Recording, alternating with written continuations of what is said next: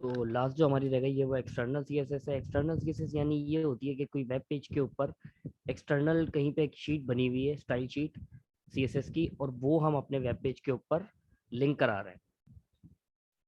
तो उसके लिए तो उसकी प्रायोरिटी सबसे लो होती है एज कम्पेयर टू, लेकिन सबसे ज़्यादा यूज़ यही होती है बिकॉज ये आपकी जो लाइंस ऑफ कोड है उसको कम करती है और आपकी जो समझने की कैपेबिलिटी होती है वो आसान करती है।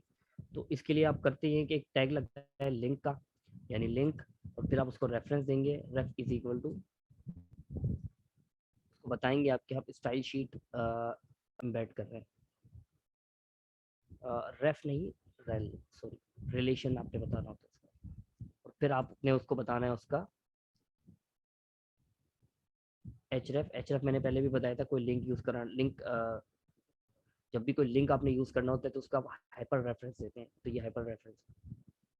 तो अब हाइपर रेफरेंस आपने किसका देना है, तो हमने स्टाइल शीट क्रिएट कर लेते हैं। मैं कंट्रोल न्यू या फिर न्यू फाइल करके एक नई फाइल क्रिएट करता हूँ। मैं यहाँ से टाइप में सेलेक्ट करूँगा CSS, फिर इसको सेव करते हैं हम डेस्कटॉप के ऊपर as a testing index dot CSS। तो अब इसके अंदर हम कुछ जो हमने CSS यहाँ पे लिखी थी ना, यही उठाते हैं हम, कट करते हैं और यहाँ पेस्ट करते हैं, और इसको हम कर देते हैं green.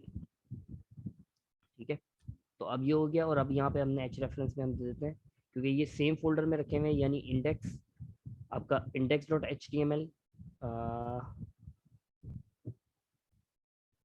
Index dot H T M L और index dot C S S दोनों डेस्कटॉप पे सेव हैं।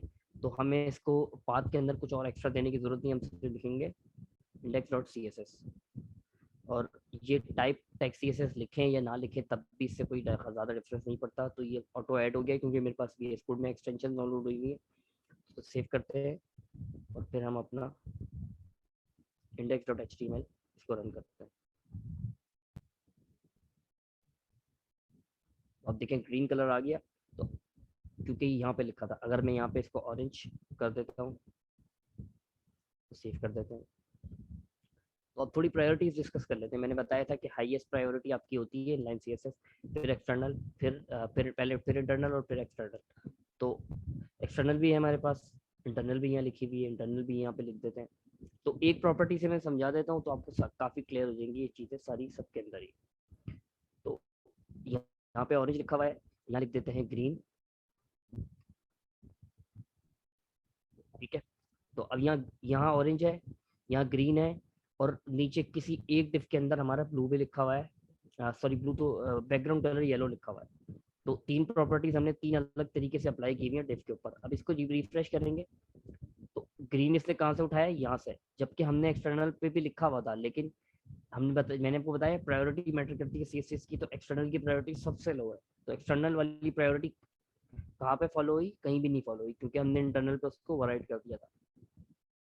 तो ये प्रायोरिटी होती है। और इसकी क्यों नहीं चेंज हुई, इसकी येलो इसलिए आई क्योंकि हमने इसको इनलाइन से ओवरराइट किया था। तो यानी फर्स्ट प्रायोरिटी हमारी ये है, सेकंड प्रायोरिटी ये है, and the third priority is the external sheet.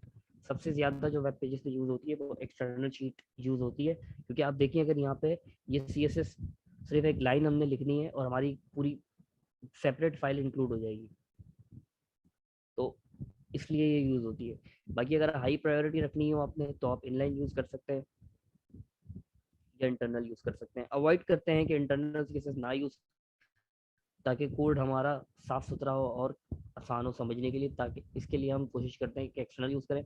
अगर कोई चीज़ एक्सटर्नल से पॉसिबल नहीं हो रही, ओवरराइड करनी पड़ रही है, तो इंटरनल पे आए।